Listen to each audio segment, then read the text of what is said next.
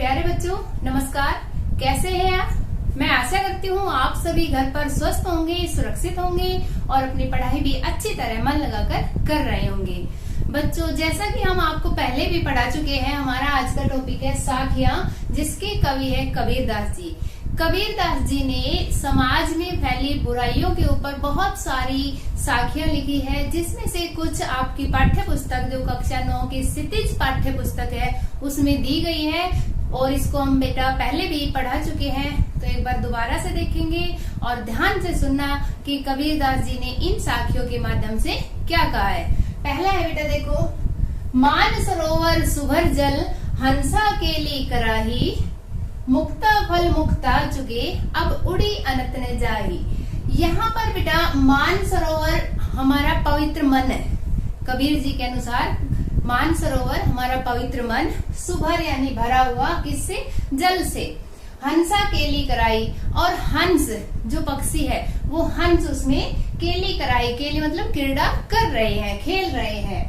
मुक्ता फल मुक्ता चुगे, मुक्ता फल यानी वो मोती चुग रहे हैं, मुक्त होकर, स्वतंत्र होकर, आजाद होकर अब उड़ी अनंत न जाई, और अब वह कहीं भी उड़कर जाना नहीं चाहते। अर्थात इसमें कबीर जी क्या कहना चाहते हैं कि जो हमारा पवित्र मन है वो सच्चे साधक की तरह ईश्वर भक्ति में लीन है, और उसमें आत्मा रूपी हंस, यहाँ पर जो हंस है वो आत्मा रूपी हंस है, वो उसमें साधना कर रहे हैं, भक्ति कर रहे हैं। और मुक्ता फल मुक्ता चुगे, और वो साधना में इतने लीन हो गए हैं जैसे वो मोती चुग रहे हैं, और अब उन्हें इतना आनंद आ रहा है प्रभु की भक्ति करने में कि अब उस जगह को छोड़कर वो कहीं और जाना नहीं चाहते। बेटा ये दोबारा से सुनेंगे, क्या कहा है कि हमारा जो पवित्र मन है उसमें हंस रूपी आत्मा क्रीड़ा कर रही है, खेल रही है, और वह मुक्ता फल मुक्त होकर, स्वतंत्र होकर भगवान की साधना कर रही है, और उसे भक्ति में इतना आनंद आ रहा है कि वो उसे छोड़कर कहीं और जाना नहीं चाहती। आगे देखिए, प्रेमी ढूंढत मैं फिरो, प्रेमी मिले न कोय, प्रेमी को प्रेमी मिले सब विष अमृत होय। कबीर जी क्या कहते हैं यहाँ पर कि प्रेमी ढूंढत मैं फिर, कि मैं एक सच्चा प्रेमी ढूंढने निकला। यहाँ पर प्रेमी का अर्थ है बेटा ईश्वर का भक्त, जो ईश्वर की भक्ति करता है सच्चे मन से, उसे ढूंढने निकला। प्रेमी मिले न कोई, लेकिन मुझे ऐसा कोई प्रेमी नहीं मिला, ऐसा ईश्वर का कोई सच्चा भक्त नहीं मिला। प्रेमी को प्रेमी मिले, अगर मेरी तरह मुझे भी कहीं ईश्वर का सच्चा भक्त मिल जाए, यानी दूसरा प्रेमी मिल जाए, तो सब विष अमृत होए। यहाँ पर विष का अर्थ है बुराइयां और अमृत अच्छाइयां। तो मेरे अंदर की सभी बुराइयां किस में बदल जाएगी? अच्छाइयों में बदल जाएगी, अच्छाई रूपी अमृत में बदल जाएगी। मेरे अंदर जो भी बुराइयां हैं, जो भी बुरे विचार हैं, वो शुद्ध हो जाएंगे, पवित्र हो जाएंगे, और मेरे अंदर अच्छे गुण आ जाएंगे। कब? जब कोई उसे ईश्वर का सच्चा भक्त मिलेगा। हस्ती चढ़िए ज्ञान को सहज दुलीचा डारी, स्वान रूप संसार है भूकन दे झकमारी।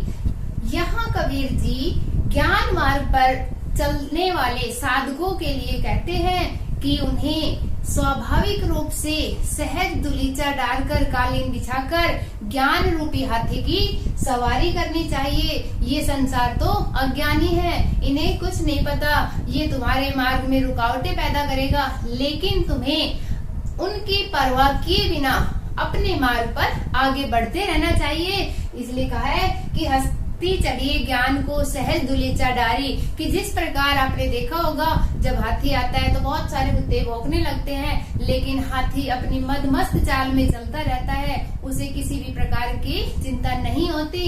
तो यहाँ पर गया कि स्वान रूप संसार है, ये संसार तो कुत्ते के समान है, भूकन दे जगमारी, ये व्यर्थ ही तुम्हारे मार्ग को रोकने का प्रयत्न करते रहेंगे, लेकिन इनका प्रयत्न सफल नहीं होगा। इसलिए तुम्हें किसी की परवाह किए बिना ज्ञान मार्ग पर निकल जाना चाहिए। आगे देखिए बेटा, पखा पखी के कारणे सब जग रहा भुलान, निरपक होई के हरि भजे सोई संत सुजान। पखापखी यानी पक्ष विपक्ष। कह रहे कि ये संसार तो पक्ष विपक्ष के चक्कर में सब जग रहा भुलान, ईश्वर को भुला रहा है, ईश्वर की भक्ति के मार्ग को भूलता ही जा रहा है, क्योंकि वो पक्ष विपक्ष में पड़ा हुआ है। ये सही है, ये गलत है, ये मेरे लिए अच्छा है, ये बुरा है, आपस में द्वेष हो गए हैं, झगड़ा करते हैं, तो इस कारण से वो ईश्वर की भक्ति के मार्ग को भूलता जा रहा है। निरपक होई के भजन करे, कह निष्पक्ष बिना किसी पक्षपात के अगर वो हरि का भजन करता है, सोई संत सुजान, वो ही सच्चा संत कहलाता है, ईश्वर का सच्चा भक्त कहलाता है, जो बिना किसी भेदभाव के, बिना किसी जात पात के, किसी प्रकार का कोई भी उसके मन में ईर्ष्या द्वेष न हो, जो इस मार्ग पर चलकर ईश्वर की भक्ति करता है, वो ही यहाँ पर सच्चा संत कहलाता है। क्या कहा है कबीर जी ने कि पक्ष विपक्ष के कारण यह संसार ईश्वर भक्ति के मार्ग को भूलता जा रहा है। निरपक होई के हरि भजे, अगर वह निष्पक्ष होकर के भगवान की भक्ति में ध्यान दे, भगवान की भक्ति करे, तो वो ही सच्चा सुजान कहलाता है, सच्चा संत कहलाता है। हिंदू मुआ राम कहे, मुसलमान खुदाई, कहे कबीरा सो जीवता, जो दो के निकट न जाए। आपने भी देखा होगा हिंदू मुसलमान में कितने झगड़े होते रहते हैं। हिंदू राम राम करते हैं, मुसलमान खुदा खुदा के नाम रटते हैं, है ना। तो यहाँ क्या कहते हैं कबीर जी कि हिंदू तो राम राम कहते हुए मर गए और मुसलमान खुदा कहते कहते, यानी कि आपस में लड़ मर गए, लेकिन उन्हें आज तक ये नहीं पता चला कि जिसे वो राम कहते हैं या जिसे वो खुदा कहते हैं, वो दोनों एक ही है। कहे कबीरा सो जीवता, और कबीर जी क्या कहते हैं कि इस संसार में तो केवल वही जीवता यानी वही जिंदा है, वही सच्चा संत है, जो इन दो के निकट नहीं जाए। जो हिंदू मुसलमान के भेदों की या कोई भी भेदभाव सांप्रदायिक के नाम पर, जात पात के नाम पर जो कोई भी भेदभाव हो रहे हैं इस संसार में, उसके पास नहीं जाता, वो ही इस संसार में जीवित व्यक्ति कहलाता है। काबा फिरे काशी भया, काबा मुसलमानों का पवित्र स्थान है और हमारा जैसे हिंदुओं क्या है काशी, तो क्या काबा फिरे काशी भया, राम ही भया रहीम। जब एक साधक को पता चल जाता है कि राम रहीम एक ही है, तो वो काबा और काशी में कोई फर्क नहीं करता, ना ही राम रहीम में करता है, क्योंकि उसे समझ आ गया है कि जो राम है वो ही रहीम है और जो रहीम है वो ही राम है, क्योंकि भगवान तो एक ही है। मोट चोन मैदा भया, जिस प्रकार से हम गेहूं को पिसवाते हैं तो आटा बन जाता है, जिसकी हम रोटियां, मठिया, पूरी वगैरह खाते हैं, ठीक है। लेकिन उसी आटे को जब और महीन पीस देते हैं तो वो मैदा बन जाती है। तो कह रहे जब एक साधक को समझ आ गया कि दोनों चीजें एक ही है, काबा भी एक है, काशी भी एक है, राम और रहीम भी एक है, तो वह जिसे मोटा चून समझ रहा था वो ही उसके लिए भगवान की भक्ति का महीन मैदा बन गया है, बैठ कबीरा जी, जिसे वो एक सच्चे साधक की तरह खा रहा है, अर्थात भोग रहा है। ऊंचे कुल का जन्मिया, जे करनी उच्च न होए, सुब्रन कलश सुरा भरा, साधु निंदा सोए।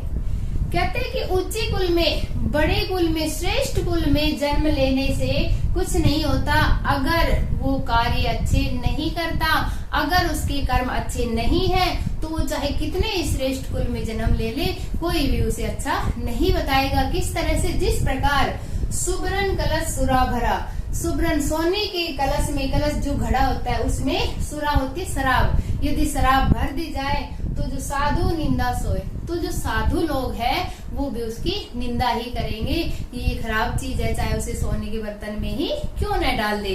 तो इसलिए श्रेष्ठ कुल में जन्म लेने से कोई भी व्यक्ति श्रेष्ठ नहीं बनता। कब बनता है श्रेष्ठ? जब अच्छे कार्य करता है, तभी वह श्रेष्ठ कहलाता है, अपने कुल का नाम रोशन करता है।